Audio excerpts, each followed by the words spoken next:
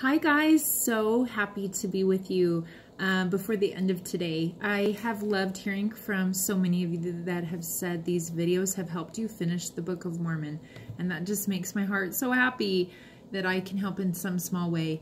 We're talking about Mormon 1 through 3. Now you know from previous videos that I love Mormon. Mormon and Moroni are special to me because they're compilers, and I am as well. A number of my books are compilation projects.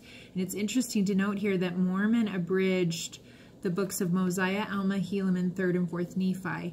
And they start with Words of Mormon, if you remember way back, and they bookend with the Book of Mormon, exactly right where we're at. And we know more about his character, and that he's large in stature, and that he's righteous.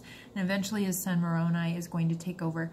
My heart also feels connected to Mormon because I've often wondered what was it like for him to be so aware of the destruction that was imminent with his people.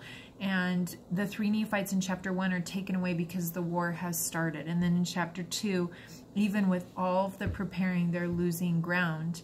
And I had a thought about that in my own life, that, you know, I've prepared a lot for my son to come home, and even with all the preparation, I have felt like the emotions of transition have been at times difficult. So sometimes we lose ground even when we're prepared.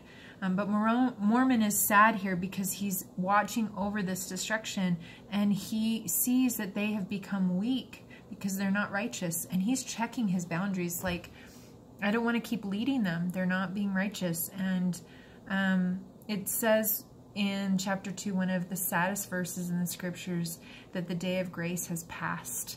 And I just feel like that's so heartbreaking to consider, that they have gone the point to where they won't repent. And then chapter 3, Mormon's prayers are without hope.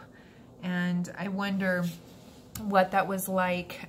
Chapter 3 talks about, and I think it's verse 17, about vengeance. And that's where God is saying, I will decide retaliation. I did not sanction this war.